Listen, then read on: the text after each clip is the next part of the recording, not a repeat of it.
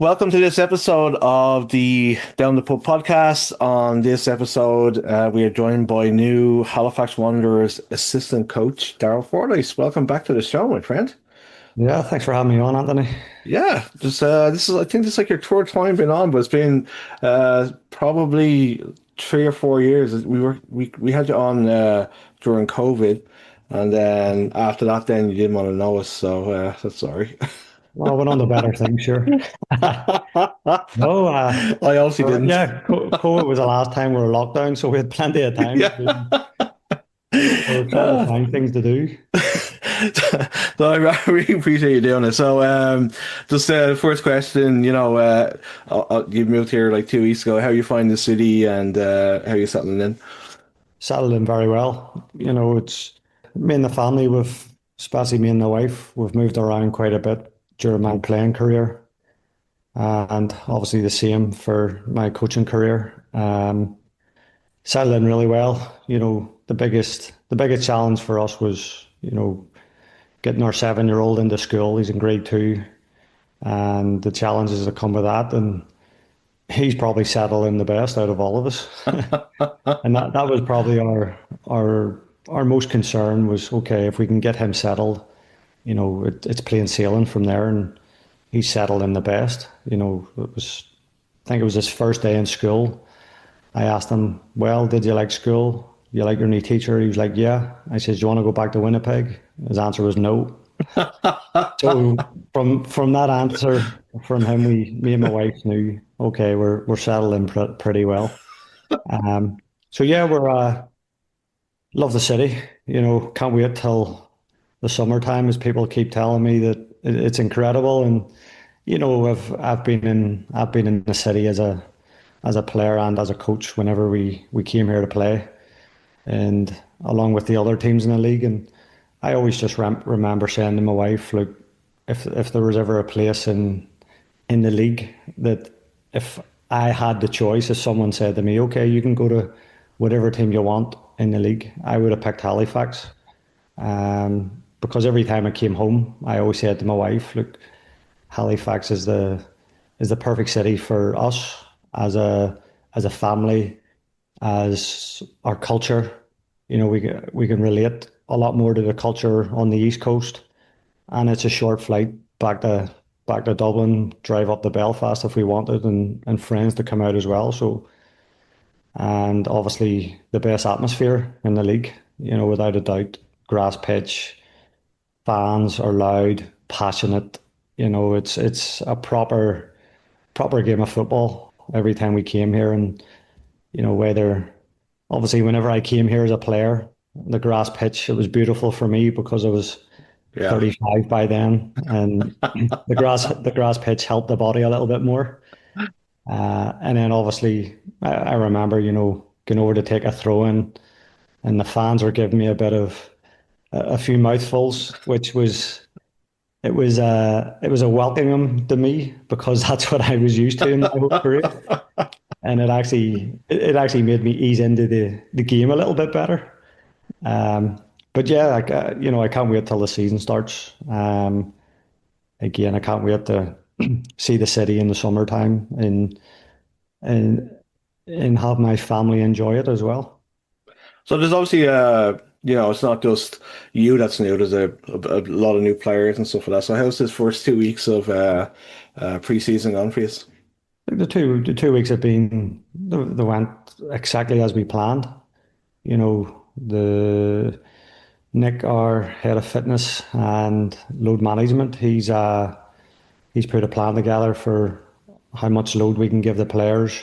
I started off working right away from first day, with how Vanni works, because obviously my previous head coach, Bill DeSantos, worked with Vanni at the Whitecaps. So a lot of stuff that Phil did was a lot of stuff that came from Vanni and the Whitecaps and how those guys worked there. So I was very familiar with the work and understanding for the exercises, how to design things like that. So for me, it was very easy, just to bed in with the coaching philosophy of Fanny's. And the players, 2 weeks in, they've got their running in that they needed. Um, they've got their they've got a real good introduction to the tactical side of the game. And a couple of days ago, we just started to touch on the defensive set plays. So slowly but surely, we're starting to move up, bring the intensity up next week. But really, the first 2 weeks is always about getting that base in, because some players come in really fit, some players don't come in really fit, some players are coming back from injuries, and it's just trying to maintain them all, getting them all onto the same fitness levels based on their own position. There's certain positions that need to be a lot more intense or a lot more endurance, and trying to get them into their building them into their peak shape for once the season comes. But the first 2 weeks, it's went perfectly well. Yeah. Love it, love it. So, do you and Vanni like share like a philosophy when it comes to football? Like I know there's a certain way you want to see the game played, like I've talked to you before about it. So is it very similar the way you guys have an outlook on how the game should be played? Yeah, look, everybody sees the game different. It doesn't matter if you're a coach, if you're a player, um, if you're a fan. Everyone has their opinions, everyone has their ideas. At the end of the day, as an assistant coach, I need to understand the game model that Vanni brings. He's the boss. He's the one with the most experience. Um, he's the one that brings in the game model and how the team wants to function. And it's for me, I have to learn it as best I can and be able to help apply it to the players, because we need to get all the players on the same page. They need to understand how we're going to play, how we're going to defend, attack, and different situations in the game. And that's why it takes time. It takes a lot of work on the training pitch. But yeah, the way Vanni sees the game in terms of he'd rather win the game 4-3 than 1-0. That's my thinking, because football is, at the end of the day, it's a results-based business, but it has to be entertaining for the fans. And me growing up as a football supporter myself, the team that I supported, whenever they won 3-2 or 4-3, you came away from that game more ecstatic than the 1-0 victory.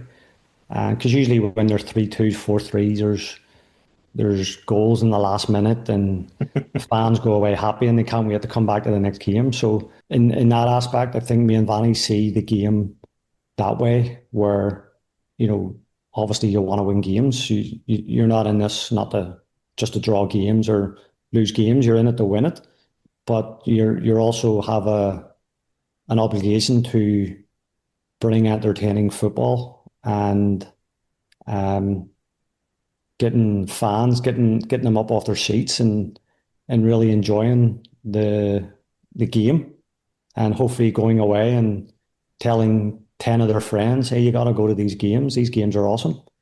And that's the way it is in football, and that's the way you can grow and continue to grow. Uh, so yeah, when it comes to that, for sure. And when it comes to the attacking side of the game, if you're going to try and score 3, 4 games a game, you have to attack, and that's right up my street as well. I love attacking football. I love taking risks, but obviously with risks, there's a chance of you could get hit on the counter attack, like every single team in the world, and you have to be brave enough to take those risks, um, and really go for it, because that's what we're in this game. It's to go and try and win, and trying to make the players as best that they can be, trying to push them on to better things, and trying to make it really entertaining for the fans. On top of that, and whenever it comes to that style of football, yeah, me and Vanni align very much when it comes to that. I love it because, we've kind of had ups and downs in Halifax. The first couple of years, uh, we were kind of a little bit more defensively sound, but the football wasn't the most entertaining. There was a lot of nil-nils and 1-0s, and then Patrice came along and brought a kind of more attacking style of football. And this just feels like it's an evolution of that. Yeah, Because Derek has talked a lot about bringing entertaining football, so I think a lot of the fans will it'll be like music to their ears hearing you saying that. To be honest. like you try and win, but for me, my belief is try and win the right way and make it entertaining because, you know, let's be honest, Jose Mourinho, one of the best coaches, is a very defensive minded coach in terms of that, and he has had a lot of success. Um, but I always find it, you know, in order to build clubs and keep continuing that build, you know, as humans, we want entertainment. What's next? And if you win 4-3, it's like, okay, what's next to that? We're going to win 5-4 next game and score five in the last minute. And it's always, as humans, we're always trying to get that extra bit of excitement. Um, but yeah, for me, when you look at all the best teams in the world, they all play an intense, aggressive, attacking style of football. And then the teams that start to be a little bit too conservative, I'm looking at I'll go with the Premier League right now at this present in time. And Don't fucking say it. If you well, say Arsenal's been okay, fantastic all I thought you were year. gonna say Now, Tottenham there. I was like, fuck. I'm not going to mention Tottenham. They're in their ways. But again, I'll take Arsenal as an example. Entertaining football, attacking, and now they're a little bit conservative. And whenever you're a little bit conservative, it might bring in a little bit of you lose a little bit of confidence, you get a little bit more anxious. Um, whenever you look at the Alex Ferguson teams, his teams never played like defensive football where they were anxious. It was always attacking and intense style of football. You look at Jurgen Klopp's Liverpool team, and you look at Pep Guardiola, they're always trying to attack, and that's going from the very peak. But in this league, the CPL, boards have obviously been from day one, on average, the best team over the course of the CPL, and they've always played in an attacking style of possession-based football. Cavalry's always made the playoffs, and they play with the intensity. And then you look at Ottawa last year. A few, they were trying to find themselves the previous years, and then you look at them last year where they're a little bit conservative, but once they break through you, they went really fast and hurt teams, and that brought a new dimension to the league because now us as coaches, we were trying to find a solution on how to combat this, and I was obviously at Valor last year, and eventually we managed to find a solution to that, and I think we got a 3-3 draw in Winnipeg, which ultimately I think it stopped Ottawa winning the league because we scored in that last minute. But what it did was it brought a style of football that we had to try and adapt and find a solution to what we weren't currently used to. And then even Fords last year changed a little bit in terms of how they played because now they're trying to evolve as a team. They're playing Champions League. And in a game of Halifax, obviously this year, bringing in someone like Vanni, and I'm so happy and thankful to be working with Vanni this year in terms of the education that I'm going to get as a coach. From the tactical point of view of how good Vanni is when it comes to the tactical side of the game. Um, it takes it to another level, and hopefully that the results can come with that. But yeah, for me, it's if you're going to go out and try and win, go out and try and win the right way. It's be brave, attack, play with intensity. Some games you're going to win, some games you're going to draw, some games you're going to lose. It doesn't matter if you're the best team in the world or you're not. it's football. You know, anything can happen on that pitch, and hopefully over the course of the season, it's more than enough to get you where you've set out to be. And you know, that's obviously the plan this year. You know, Cavalry, Forge, Ottawa, top three teams in the league at this moment in time, without a doubt, the top three teams last year. And you know, it's for any team to break into the top three there with those. You know, at the start of the season, you'll say, you know what, that's what the plan is. I'm sure York will be thinking the same thing. I'm sure Vancouver, Pacific, and Super coming in will be thinking the same thing. And if you manage to do that, then you know, any team outside the top three right now, you can say, you know what, it's been a success, and then the playoffs are the playoffs. The end of the season, it's you know, it's all to play for once you get there. So, obviously, a big piece of what we had last year, Thiago Coimbra has obviously moved off to Sweden. Were you guys aware of this before the preseason started and you already planned for that, or did it kind of throw a spanner in the works and you kind of had to work around it and try and tweak things? Like, well, obviously, when you have a player that's called up to the Canadian national team, without a doubt, there's going to be people knocking on the door, especially with the season that he had, and the age and profile of he is. Without a doubt, he's going to suit the style of play for the team that he's went to, and it, you know, obviously, Vanni and Matt would have been on top of that just to keep on top of it, and um, obviously, I came in a little bit later, and um, I don't have much of the recruitment side to what obviously Vanni and Matt with their experience and their role at the club is, and again, it's like for me as an assistant coach, it's okay. Whoever we bring in, it's we're going to work hard to make him the best player. Um, or if nobody comes in and we're working with what we have, it's okay. This is what we have. We're going to help these players be the best players that they can be.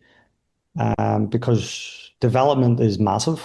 You know, people underestimate development to what the actual potential of it can be. Because I know myself, I was a player, and once I started to get the right development, you know, all of a sudden it takes you to another level, and it puts your value up as a player. And now with the Canadian Premier League is on the map now, you know, we have players being bought for money. Thiago's one of them, and there's players throughout the league as well. And now the CPL has respect through, especially, you know, you look at Sweden. Now the Swedish teams are have gave us a lot of respect in Canada, and now that's going to spread throughout other teams in Europe, where they're going to say, okay, the Swedish teams are respecting this league. Maybe we should get ahead as well. And without a doubt, like the whole country is a gold mine for young talent, and we just haven't had the infrastructure of what we have now with the CPL and what we are building here in Halifax and investing in the youth. You know, because I'm not a part of it, or a part of it now, and you know, it's very exciting. You know, it's the same as like I have two young boys, and you know, if one of them or both of them want to be footballers, I'm like, okay, I need them in an environment where they can develop and become the best players that they can be. Because if that's their dream, I want them to go for their dream with a backup plan. And with what is put in place and still getting put in place with our club right now, it's very exciting. Amazing. So you kind of talked there about like that you were a player and you kind of transitioned into being an assistant coach. Like, how did you find the transition? And because you're an ex-player, do you find yourself as being a bridge between the coach and the players, or do you try and separate that out? Um, no, whenever I retired, I knew the plan was actually to retire the year before. So my head was on, I'm retiring the year before. And I told Phil, look, this is my last year. I'm going to be retiring. And Phil wanted me to play another year, but I basically said, no, like I'm done. My my body couldn't handle the turf anymore. Had I been playing for Halifax Wanderers or Cavalry on the grass, I probably could have prolonged another few years because every time I played out here at the Wanderers grounds or at Spruce Meadows, it was my body felt good after the game. It was just the turf, and at that time, IG Field, which is now Princess Auto Stadium, the turf wasn't good at all, and it really took its toll on me. But when the season finished, I took maybe 6 weeks. It might have been 2 months. Yeah, it was just before Christmas. And I went for lunch with Phil, and I was in talks with becoming an assistant coach somewhere else. Not with Valor, it was with another team. Um, I was actually in the CPL as well, and maybe back in Ireland. But at that moment in time, it's like, no, I want to stay in Canada, and the family settled here. So I did. Phil ended up talking me into playing for another year. Um, I sort of, I'm like, look, you're best. I'm best speaking to my wife and talking her into it because it was the next day after games. My son wanted to go to the park, and my body was in bits. I struggled to even take him to the park. Um, and it took me 2 or 3 days to really recover.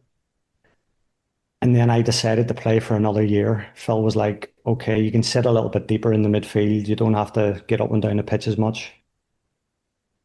And I decided to play that year, but me being me, I can't come off the pitch without giving absolutely everything. And I did. And unfortunately, my body started to get a little bit more worse, where it got to the point where before games and get into the physio and saying, like, give me your strongest painkillers to Jesus, get man. through it. So I played that year, and I had a good year personally, but people didn't realize that, the next day getting out of bed, I was like a 90-year-old man who has smoked and drank his whole life, who's probably the unhealthiest human in the world trying to get out of bed. And then when the season finished, I said to Phil, look, I'm definitely done. And then he tried to talk me in and to playing another year as a centre back. He tried to convert me into a centre back because there's obviously less running there. And it got to the point where I'm like, no, I can't do it. The team needs fresh blood. I felt the squad needed fresh blood to come in to try and get the team into the playoffs because we kept finishing fifth. Fifth would have got us in the playoffs, but it was only the top four teams then. And then again, I retired, and going into coaching, I already had my UEFA A license. Um, I made sure that I went through all my coaching badges while I was still playing. So I have a better opportunity of landing a job to start my coaching career, which, you know, I felt I would be good at during my playing career. So many coaches kept telling me, you're going to be a fantastic coach. The way you see the game, the way you interact with your teammates, you're going to be the way you can explain things. They kept saying this to me, but I was just a player. Yeah, okay, I'll look at that whenever I'm retired. But I knew I needed to position myself and have my coaching badges in order to, I needed my qualifications first and foremost. Um, and then I was talking with a couple of clubs, and then all of a sudden, Damien Rock moved on. He was the assistant at Valor, and Phil took me for lunch and says, "Look, there's an assistant job opening up if you're interested in it."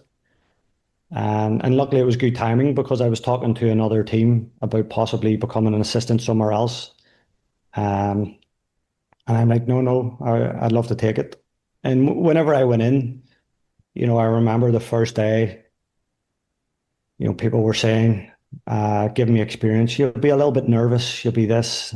And it wasn't. It was just like I was back on that football pitch and happy as Larry, went on. obviously, the year before, a lot of the players I'm coaching, they were my teammates.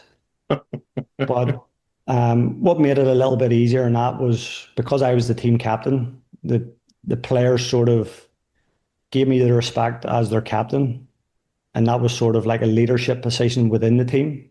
So once I stepped in as their assistant coach, it sort of gave me the respect levels from the players to ease myself in a lot more smoothly. Um, but again, I found it very easy to step in and run sessions with the team. Um, and again, my dad always gave me the best advice in terms of, whatever you're going to be or whatever you are, be the best that you can. And I'm an assistant coach, and I'm going to be the best assistant coach that I can be.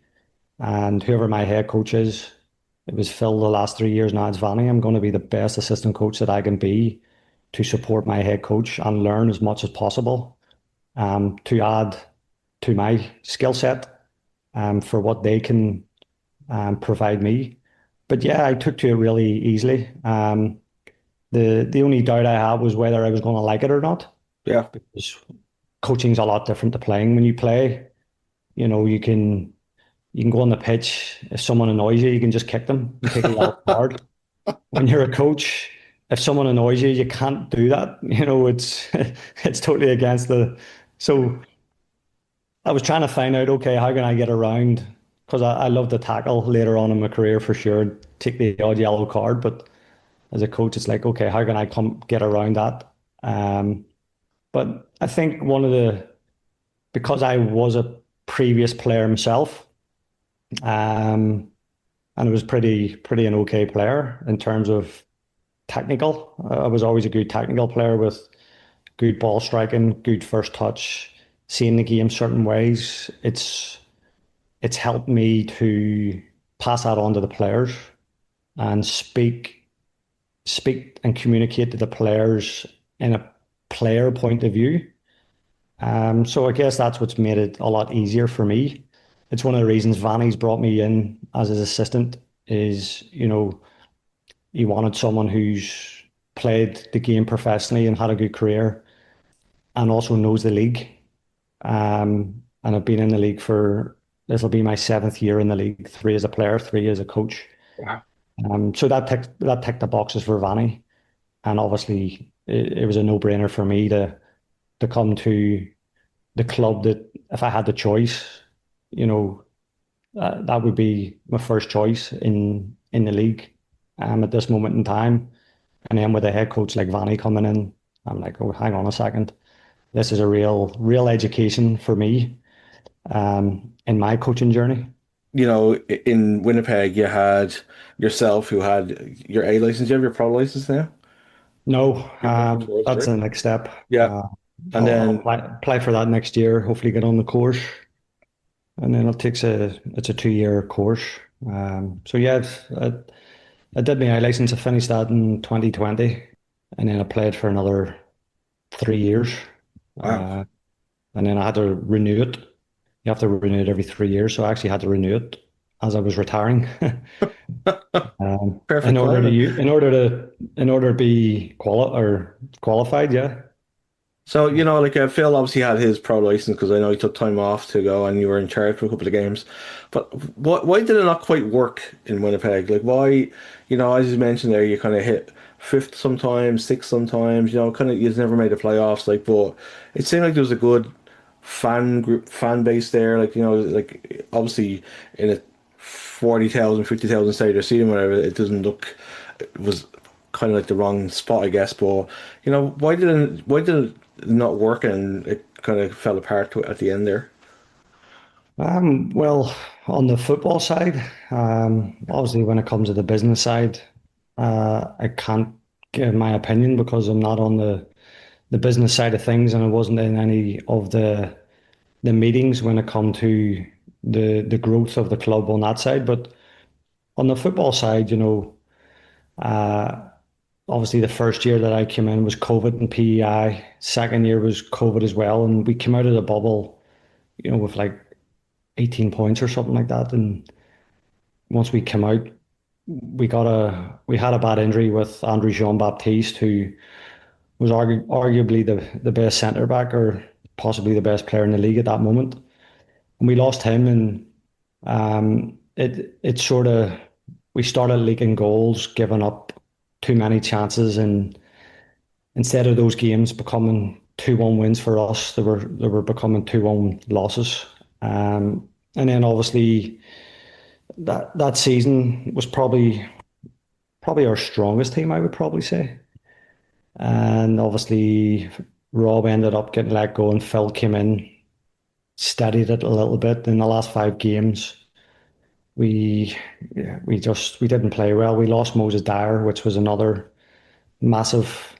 He was our main goal scorer, and we lost him for the last 5 games. So that season, um, had Andrew Jean-Baptiste stayed fit and Moses Dyer, we lost Austin Ritchie halfway through the season as well. So, those were 3 massive players for us. And we had quality throughout the team. But when you miss your main centre back, who, he's solid, he kept the scoreline, or conceding goals down massively. And then you lose a player like Austin Ritchie and Moses Dyer, were our 2 main goal scorers. Um, once we lost that, it was very difficult because, I remember we had to play Matteo Di Brienne as a striker. Um, we had to play Walter Ponce as a striker, even though we had him playing on the left. And I guess just a few bad injuries at the wrong time stopped us really making the top 4 that year. Then my last year, again, there's too many mistakes in certain games that, games we felt comfortable in that we end up drawing or losing. Um, and we lacked that little bit of resilience uh, um, to win those games and go on a 3 or 4 game winning streak, which can take you massively up in the league. So yeah, we just didn't. When it comes to that, we should have, like, obviously we finished 5th in those years, which would be playoffs now. So the club would have made playoffs, but and then I think whenever the year that I retired, we lost a core of good leaders in terms of, Brett Levi's left, Moses Dyer left, I retired. Andrew Jean-Baptiste was coming back from his ACL injury. Raf O'Heen was coming back from his ACL injury. Austin Ritchie was out with an ACL injury and ended up the club let him go. And probably missed a few other players there for sure. Sean Rea went back to Montreal.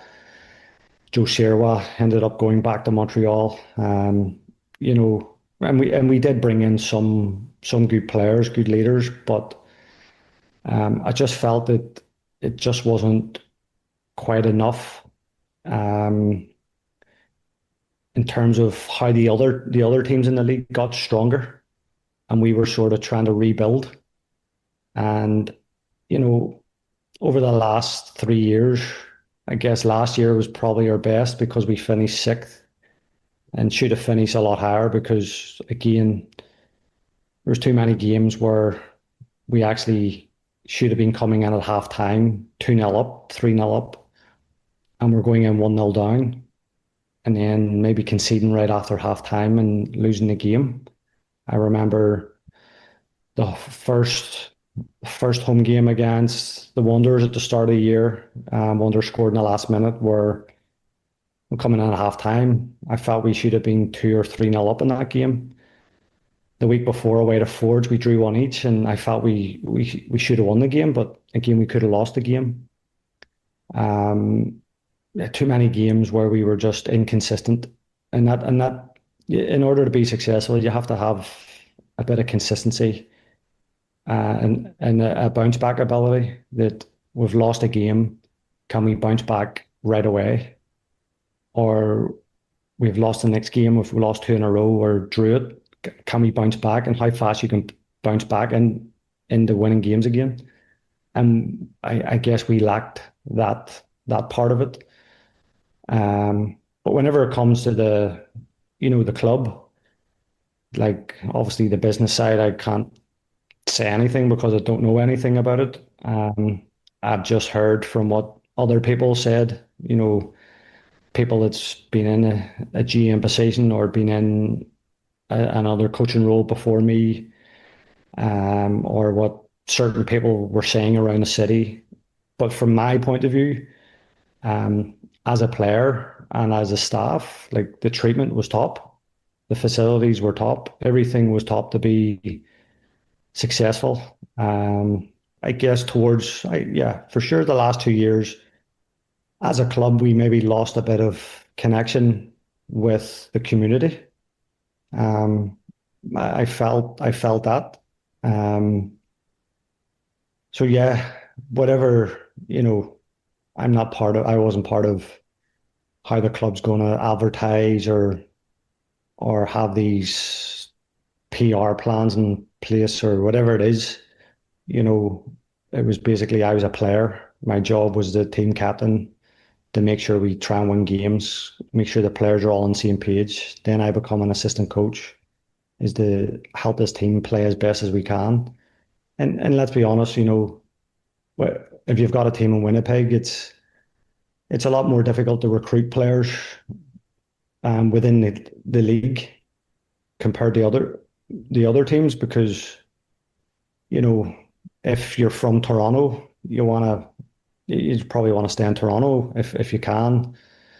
Same with Cavalry, East Coast, West Coast, and always felt that if we were interested in a player, uh, usually Winnipeg was down the bottom end of their selection process. So we could never get the players that we wanted. If another team in the league wanted them and were willing to pay them what they wanted. The only way we could maybe persuade them was to try and outbid the other teams. But it's impossible because there's a salary cap in the league, and you got to build your squad without going over the salary cap. Um, so that's where our international market was very important. We brought in some good Portuguese players. We brought in Kean Williams, very good player from England, and a number of other players that were international that were good to try to help us get there. Last year we should have made the playoffs for sure, but why the club didn't stick around or whatever happened, I have no idea because there is a fan base there for sure. People would have said the stadium is too big for a soccer team, which probably is because whenever you play in a massive stadium like that, even if you have 5,000 fans, the atmosphere is still not, Yeah. it's still tough. Whereas if you had a smaller stadium and you have 5,000 fans in it, now you can create a better atmosphere. So yeah, I really hope another team gets set up there in the near future. And if they do, in my opinion, they would have to move stadium because I do feel the stadium is too big for the fan base there. And unless they start getting close to 20,000 fans, because the stadium is so big, then they would need a bigger stadium then. But for it to be successful, they need to really build a stadium like the Wanderers grounds and have that sort of approach. And again, it's a real shame. It caught us all off guard for sure, and it does affect people's lives. Because I was lucky enough to find myself at another fantastic club, and now to be working under a fantastic head coach and to be coaching at a club with the best atmosphere in the league, and to be coaching at a club that has such a big outlook on development and developing players from the region. which I'm massively on. So for me, it couldn't have worked out any better for me. But then I look at obviously Phil moved on to Detroit as an assistant coach. His family are still in Winnipeg. So I'm sure he's finding it tough not being there with his wife and kids until they finish school. Maybe they'll move out to Detroit, but that's 6 months without seeing your family, which is tough. Um, I look at Patrick Vanni, the goalie coach, you know, the track record he has in terms of producing goalkeepers like James Pantemis, Joe Sierwa, Ryan Yesley, that have all improved. Um, that hasn't found himself a club yet. And I look at the assistant coach that I worked with last year, JB Pierazzi, who, because he's from Corsica, he's still he moved his family from there to Canada, and he's going through a visa process because now there's no Valor FC, which would have allowed us visa. Now he's trying to get a visa process. And then look at our fitness coach, Ibi, who's managed to land himself a job in Ottawa. So he's now working with Ottawa. The biggest thing is all the youth players that I've seen so many good players there that just need the infrastructure, the stepping stones, the building blocks there. Um, there's one good player that Vancouver FC signed, Nico Nado. They got him through the draft. I think they've just signed him. Very good player, good potential. There's other players like him there. Joseph Green that I think they brought in as well from the draft. Um, so that's the biggest thing is I really feel for the kids and the coaches that want to be professional players and professional coaches. Uh, it's taken away, not taken away, but it's made it a lot more difficult for people to achieve their dreams. Um, yeah, but that's where we're at. And it's professional football. Sometimes it works out, sometimes it doesn't, especially in a brand new league like ours. We're going through growing pains. And that's where, whenever I look at a club like Halifax Wanderers and all the other teams around the league, it's like what I say to the fans, especially when there's tough moments, is it's easy to get annoyed and get frustrated because the team's in a tough, every team happens, last year, Forge were in a tough Cavalry, didn't start playing until middle of the season. Ottawa had a little bit of a scary moment, a different type of pressure where they're trying to win the league. So now their expectations are a lot higher. Us as Valor trying to push for playoffs, and uh, every team, the players, the coaching staff, upstairs in the boardrooms, and the fans, you will always, no matter who you are, there'll be a moment in the season where you're frustrated, annoyed, you think things should have been better. And that's just human nature. Every time you go out, you expect to win every single game. From my outlook now is okay during those moments. Like be very grateful that we're still in this position to moan about certain things that should be better, to celebrate things when they're going well, but just being able to look forward to the next game or really enjoying the game. Because once that's taken away, that's when you realize, wow, like that was some of the best times we've had. And thankfully here is, I've been in the club trained for 2 weeks and coached here, against here, played against here, and it's a really good spot to be in if you're a Halifax Wanderers coach, a Halifax Wanderers player, Halifax Wanderers fan, or whatever it is you're a part of the club in, is be very, very, very thankful that we're in this position because not long ago I was in a position where I'm told your club is folding and you no longer have a job. and all the all the blood, sweat, and tears that you put in for 6 years, you feel like it's just went out the window. And that is a tough thing to come to terms with. Um, but also knowing that um, one door closes, another door opens. But again, anytime you find yourself in a tough moment, and you found yourself in a lot of tough moments because you're a Spurs supporter, is, be very grateful on one hand that you're still able to moan about the team, and knowing that there's going to be better days with the team, or we're having a great time. We feel like we're unbeatable, like Fords last year. I remember asking one of their coaches, "Do you think you'll be beaten this year?" And the coach says, "No, we're not going to lose a game." And a few weeks later, they lost a game, and they don't make the playoff final. And that's how quickly football can change. You're on the top of the world, and football will hit you a big kick in the nuts, or you're at the bottom. Like, I'm a Manchester United fan. It wasn't last month or 5 weeks ago. We were one of the worst teams in the league when you're watching. And then all of a sudden, the team goes on and beats Man City and Arsenal. And now people's talking about, oh, maybe we could win the league. That's football. It's the best sport in the world.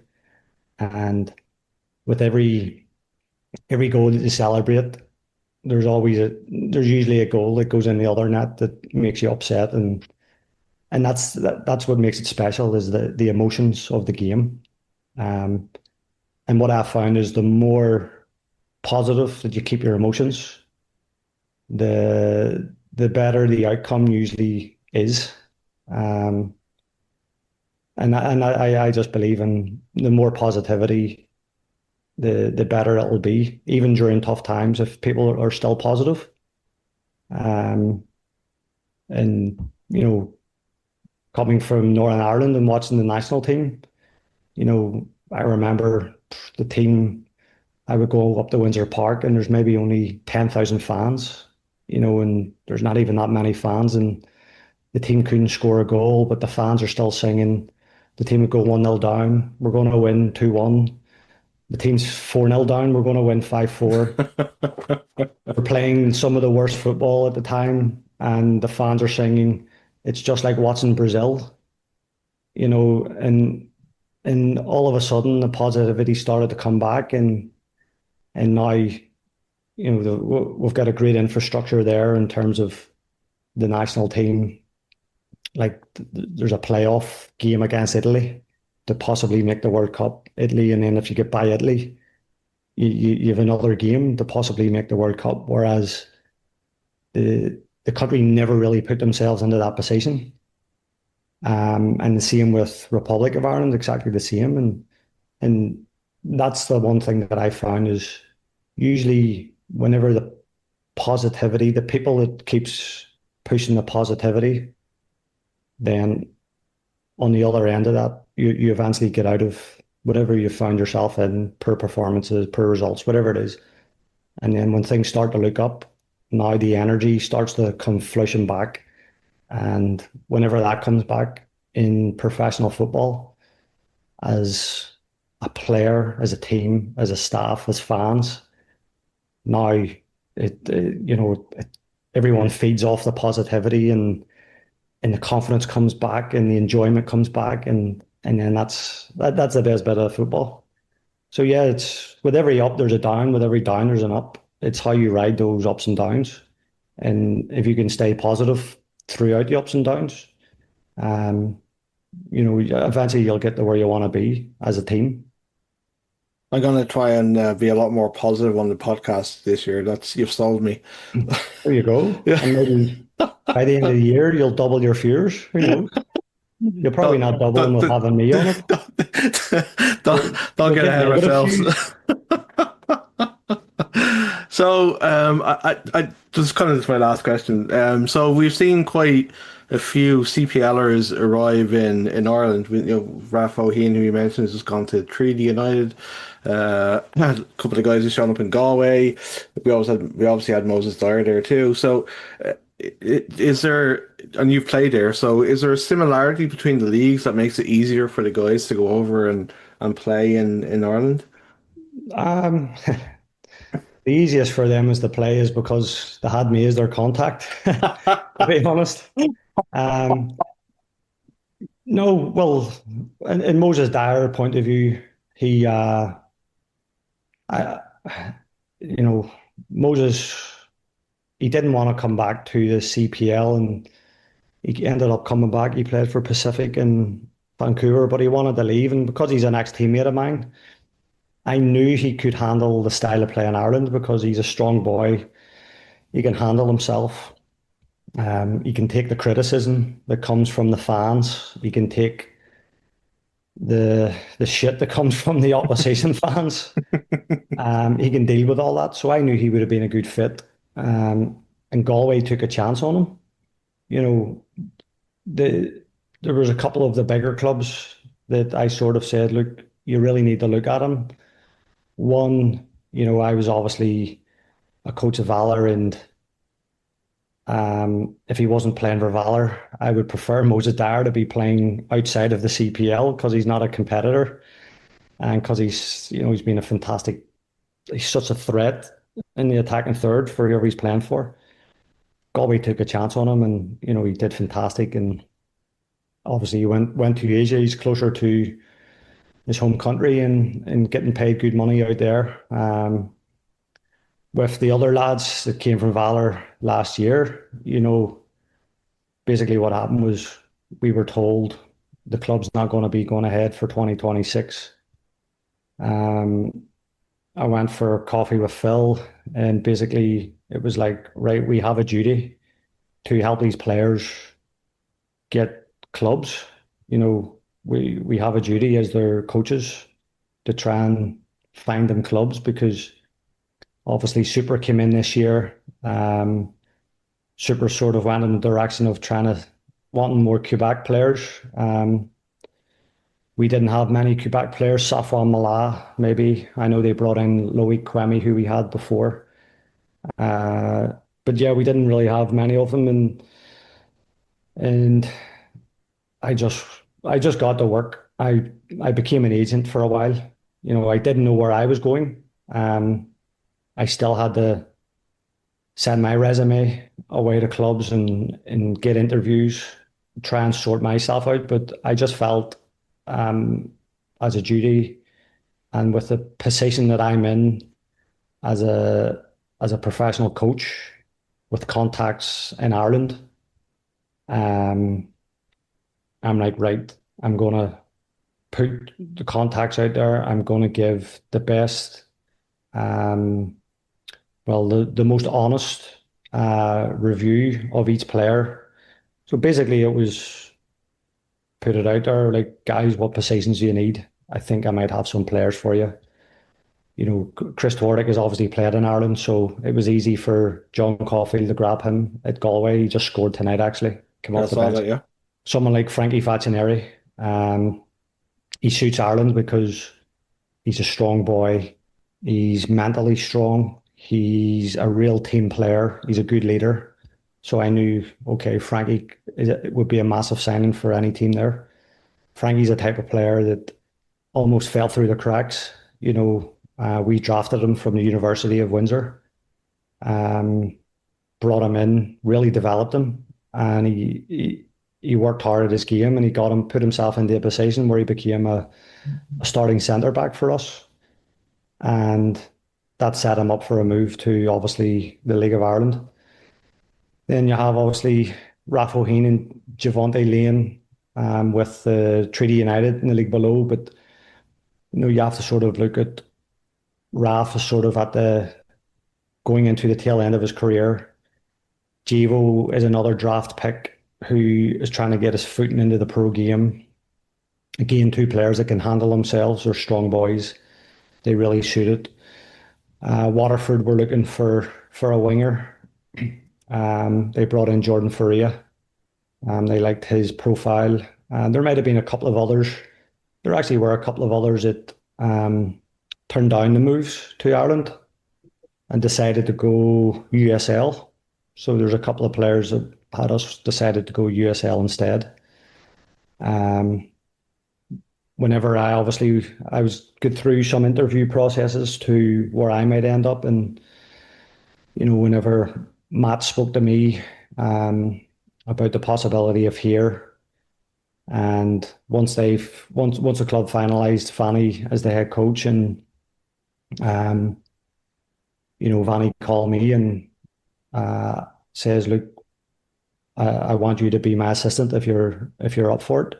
And I'm like, "Well, of course I'm up for it." And um, thankfully we got it done because one, we wanted to stay in Canada.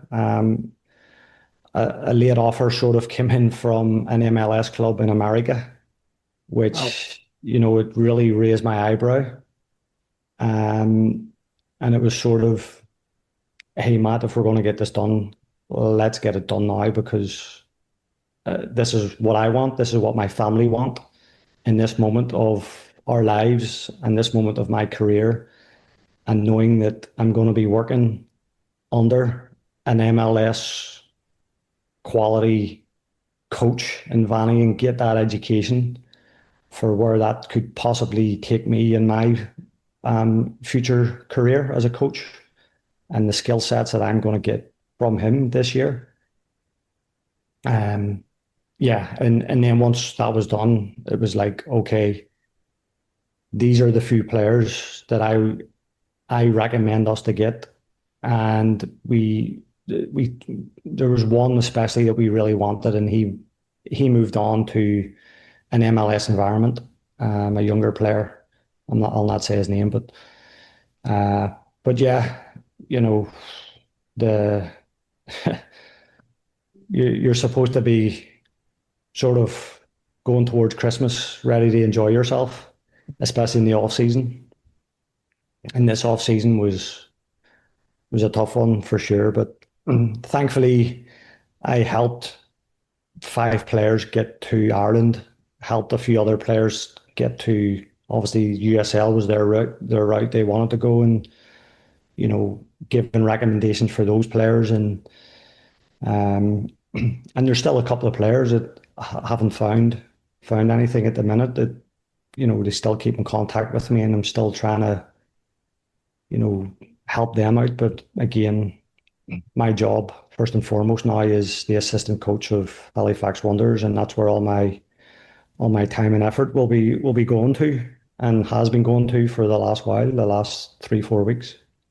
that's kind of nice. Like, like as you mentioned, like Chris Fordyce scored. Like, I always kind of keep an eye on how they're doing and stuff like that. And I mean, they're not making a fool of themselves. They're able to settle in, and they're really good players. And it shows you how far the CPL has come. That these players from a league that's 8 years old, 7, 8 years old, can slot into a league that's been around for 100. You know what I mean? So Yeah.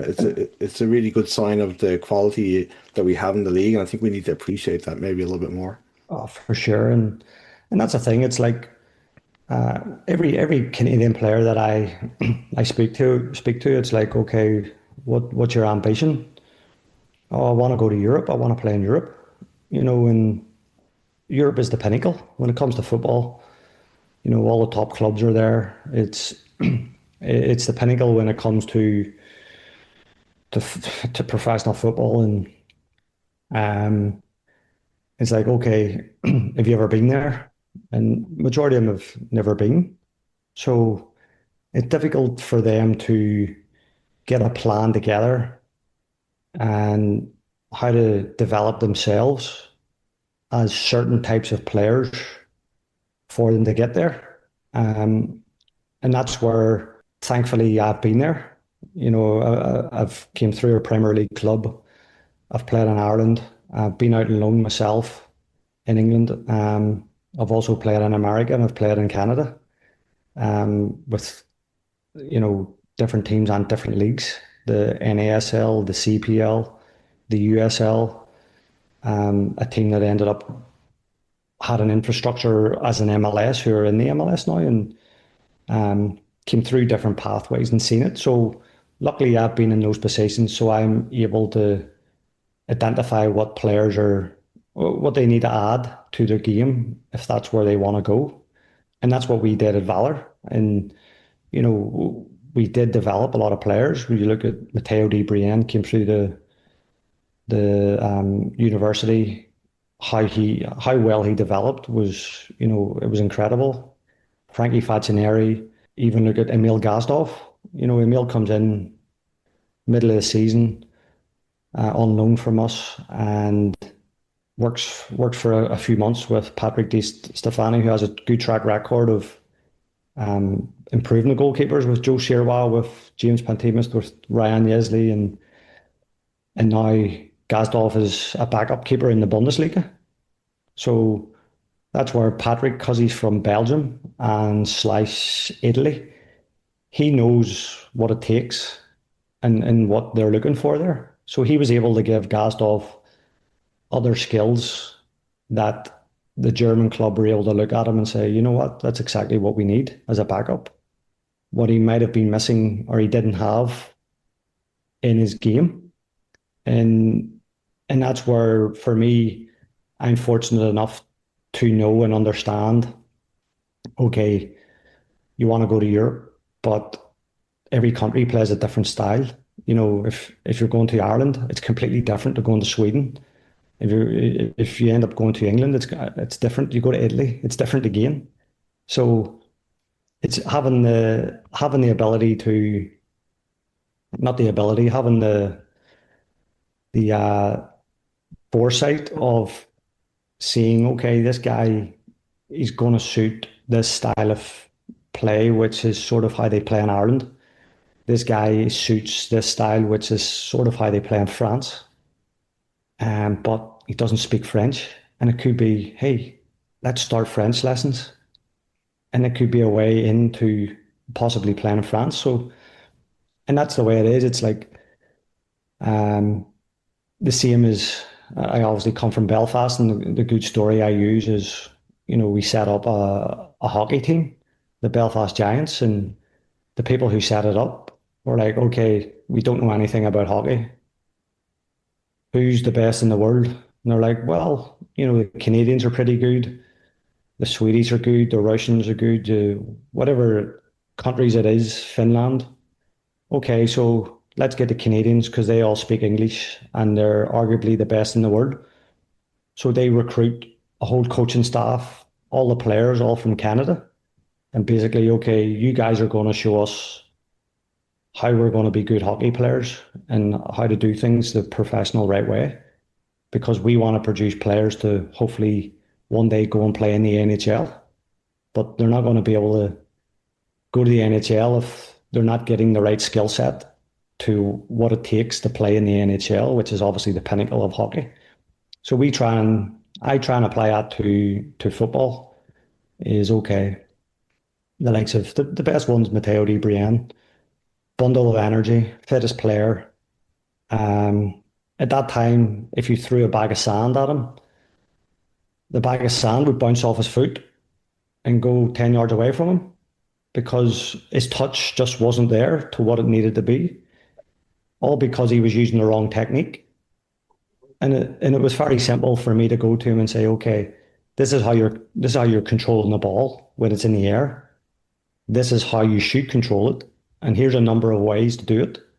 Find the way which you feel most comfortable with. And that's the way we're going to control the ball day in, day out with our eyes closed. And you do it for the rest of your career. So you don't even, when the ball's in the air, you don't even have to think about getting it under control. Your mind and your feet are already programmed to do it while you're looking over there. Because if you look at the top players in the world, you know, some of them can play passes without even looking at the ball. And that's because they have that ability where their mind and feet and their perception to where the ball is just all aligned. And you don't have to think about it. So it's once he got that into him, we moved him into the left back position and became more of a defender. and teaching them how to stop attackers and where where the areas are that they're trying to hurt you and how you're going to stop that. Um, and he really learned and became the U21 Player of the Year, and you know went on. He's in Sweden now and get called up to the Canadian national team. And I spoke to him. He sent me a message saying, "Hey, just give you a heads up, Daryl, and I've got called up to the national team." I would never have thought it 4 years ago because sometimes I wasn't even a bench player for Valor. I was not even in the squad to where I am now. And it's it's like if I asked you, it's like me giving you a riddle, but if I tell you the answer to the riddle before the riddle, it's easy because you know the answer to it. But if you don't know it, you're working hard, you're trying to figure it out. You can get frustrated with it. And the same as a player. It's like, why am I not getting the move? Some players might start blaming their agent. Why are you not getting me a move? And it's not the agent's fault. It's okay, you haven't got this quite in your game. This is what we're going to add to your game. And if you add this to your game, now where you want to go to in Europe or MLS, wherever it is, now you've got the skill set to play at that level. And it's once the player understands how and why and the work that needs to go into it, that's whenever sort of the penny drops and they're like, okay, that's how things work. And it's a bit like leaving school and now you have to go and find a job. You got to set up a bank account and then you get your first paycheck and you see the taxes that's come off and then you got to pay bills and you're trying to understand all this stuff of how things work. But once you start figuring out how it works, now it's easier to go about it. And as a young person, you might get a credit card and then you end up in credit card debt because you didn't understand the rules that go along with if you don't pay it on time. And once you get that experience of understanding how things work or how to do things, now it becomes a little bit more easier and your mind starts to expand. And that's what I try to do with developing the players. And I'm really, really thankful and grateful to be where I am at this moment in time because I've seen the inner works of how the club wants to work and develop uh, players from this region. And it's really exciting. Um, and again, it does take a lot of work. It just takes a lot of work, a lot of collaboration, and a lot of belief. And once you start to keep chipping away and align at that, you know, the work that's been put in the last few years to the work that's going to continue to be put in for the next few years. And then if the clubs start to reap the rewards in 5 years' time, in 10 years' time, that's everything that's been put in prior to our arrival. That's been put in since day one of 2020 or 2019. And it all goes up and up and up. So that's where we're at right now. Last year, uh, I actually coached against the Whitecaps. We almost took them to penalties. But I could tell that Whitecaps team was actually put in place over 3 years from Vanni because, Phil worked with Vanni and he was able to see the work that was put in because Phil was there previous as well. And seeing the work that Vanni put in after, Mark and Phil that were there previous. And then we coached against them last year and it was like, okay, that the team is basically playing like a Vanni Sartini team. And they were very impressive, the Whitecaps last year. Obviously, a couple of players here and there, maybe a little change of dynamic within the team. Um, but all the work was put in years prior. And that's the same. I go back to uh, Northern Ireland and the Republic of Ireland, and I can take Northern Ireland as a better example because now we're starting to, local teams are starting to sell players to Premier League clubs. Like Linfield has sold players to West Ham, to Spurs, to Nottingham Forest. Warren Feeney's son signed for Spurs from Glentoran last year. And there's many players being bought for money. But that all started maybe 15 years ago when these players were 1, 2 years of age. This infrastructure and planning was in place where it was a 5 year, a 10 year, 15 year plan. And now these kids that are being sold to Premier League clubs now, the plan was started whenever they were in their diapers. And they're getting the benefits of it, but also the whole organization, the whole association, the whole country and the league are benefiting from that. And where I see now in terms of the CPL, how we're going about our business here, how Cavalry, how Forge, how Ottawa, how Vancouver, how York are all starting to go about their business. Obviously, Pacific are going about their business on the island and now Supra. And if all the teams start to go about their business in that development way, you're going to start finding a lot more players like Thiago Coimbra being sold, like Salter being sold. And eventually it will get to the point where if it's done properly, the development and the work is put in properly, every year you could have at least 2 or 3 teams selling players to teams in Europe because it's a low risk, high reward for the teams in Europe. And you look at players like Alphonso Davies coming from one country into Canada, developing here, and now he's one of the best left backs in the world football to where he's got. And last year obviously. Again, Coimbra, Salters, a few others, Matteo Di Brian the year before. I think Absi was a couple of years. Ryan Yesley's obviously moved on to Algeria, I think. But yeah, it is a lot of hard work that's been put in behind the scenes. And it's never one person or one club or one entity. It's so many people involved in that pathway for each player. So it's exciting times for sure.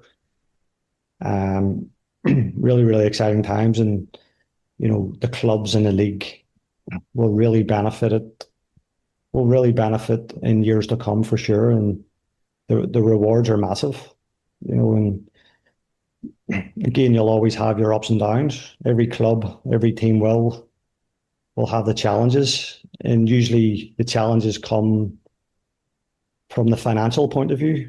And again, if the businessmen they do their magic, then the country can be set up for generations.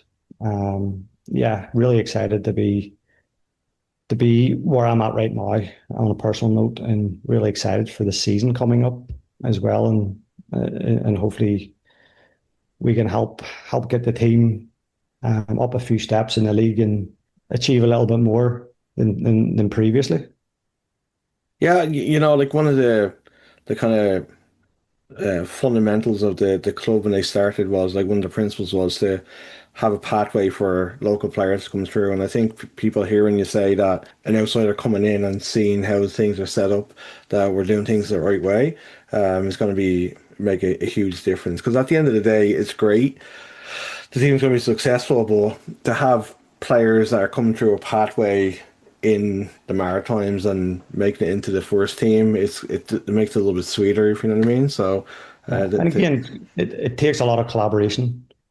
It takes a lot of collaboration with the local clubs, the professional clubs, the province, the city, everything. It takes a lot of collaboration with decision makers, working together, and for me, coming from Belfast and growing up during the Troubles, the only way that the best learning that that I got from it in terms of how to continue to grow or how to grow first and foremost, because we weren't growing as a society in Northern Ireland because it was very divided. Um, the only way to grow and move up in the world was to respect each other's differences. And that was the only way to do it. It was like, okay, if there's two decision makers at a table, and this can go to football as well, because it happens all throughout.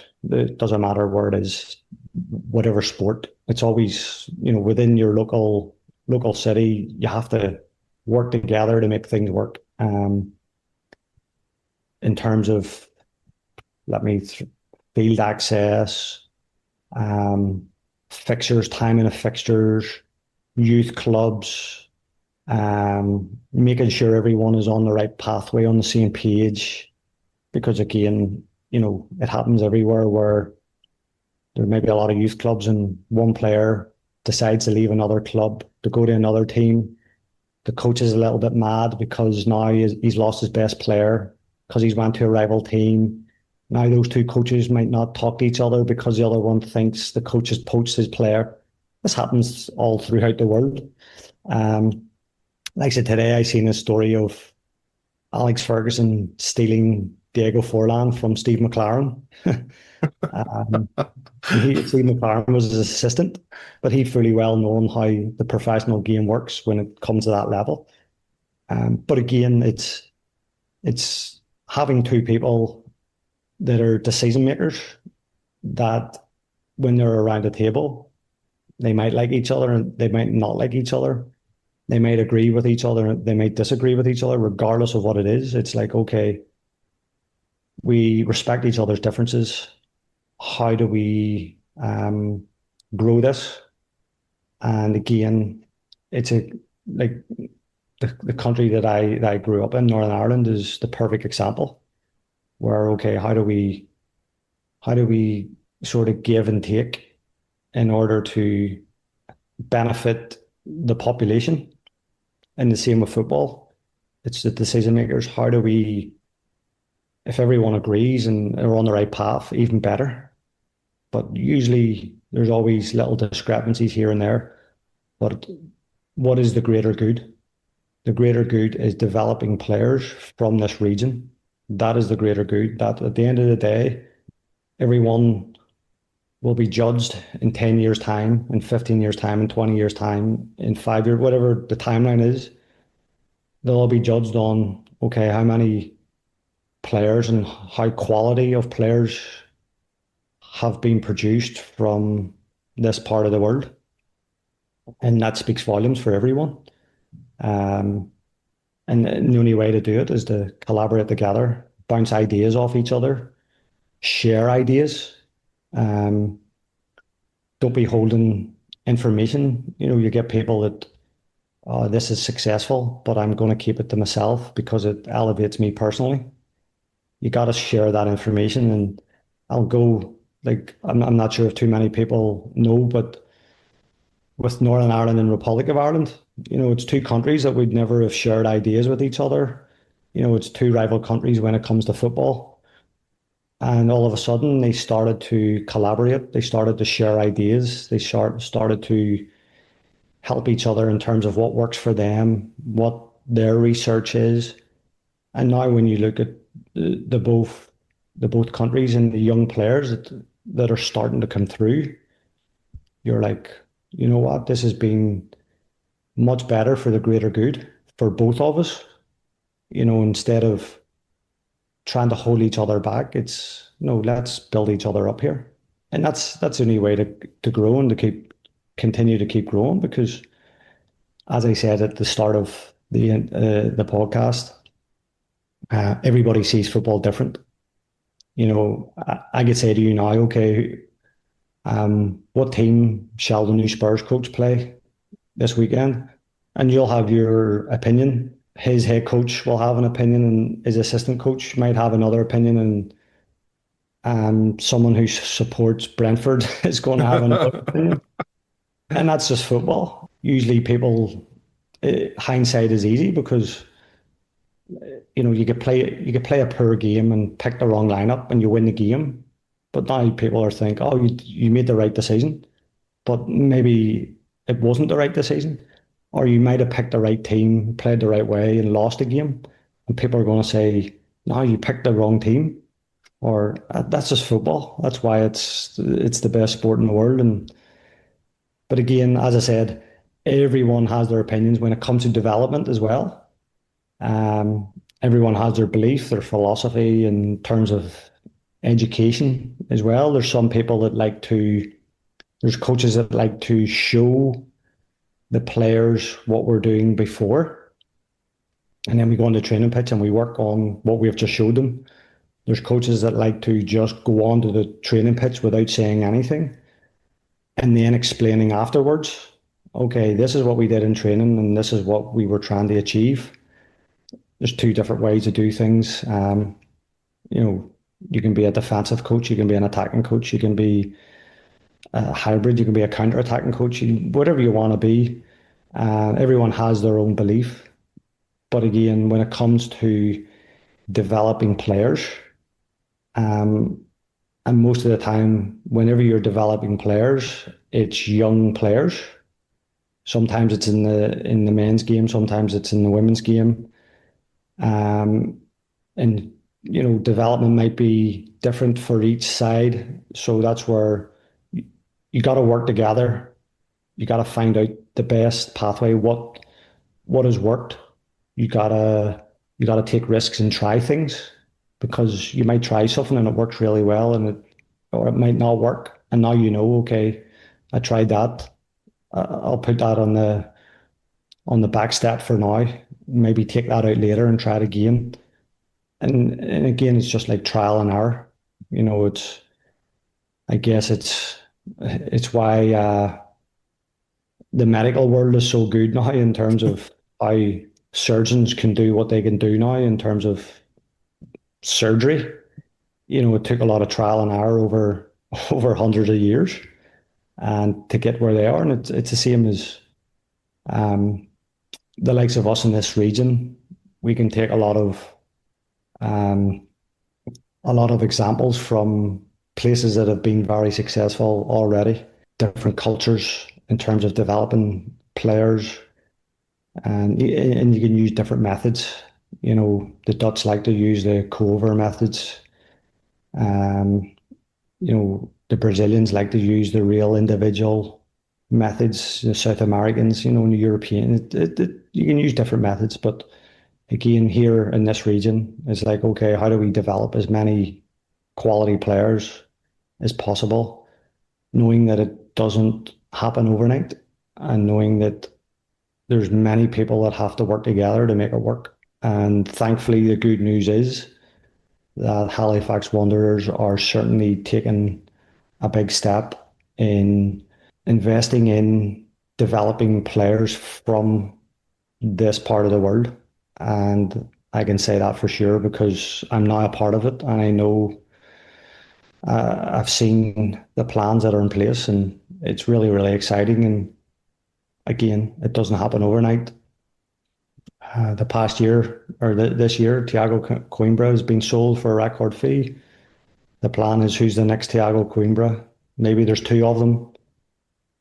Maybe that player it might not come for 2 years. It might not come for 3 years. You might not sell another player for 5 years, and then all of a sudden, in 5 years' time, it's like a conveyor belt because there's a lot of work. You look at all the best successful big companies in the world. All the hard work was put in behind the scenes. They went into debt. Um, you look at Elon Musk and his enterprise now in terms of obviously it's nothing to do with football, but whenever it becomes to producing talent on that scale and what he's trying to do at that scale, it's like, okay, that hard work was put in 20 years ago. The same with football. Okay, you have a 5 year plan. Okay, maybe an 8 year plan, 10 year plan, and sort of go from there. But can it be done 100%? I've been here 2 weeks and I've already seen some of the young players that's been in training with us, like I'm like, you know what? There's a really good core here already. There's a under 18s put together, and now it's us that's going to put in a lot of hard work and leave it in a better place for whenever the next people come along, and leave it in a much better place for whoever the next people is, or if we are here for 20 years, you just never know in football. But really excited. The fans can be excited for that as well, in terms of the the commitment that the club are putting into the development of the players from this region. And I can say that without a shadow of a doubt. It's really exciting. I love it. Daryl, it's been amazing having you on. You always give a really great insight into the workings of football, and I really appreciate you being so open about stuff. It's kind of, I know certain things you can talk about, some certain things you can't. So yeah, it's been awesome, and the buzz around the city with you and Vanni coming in is the fans are super pumped to get this season going. So yeah, man, thanks so much for hanging out, and we'll talk soon. Yeah, thank you, Anthony. I'll see you during the season now.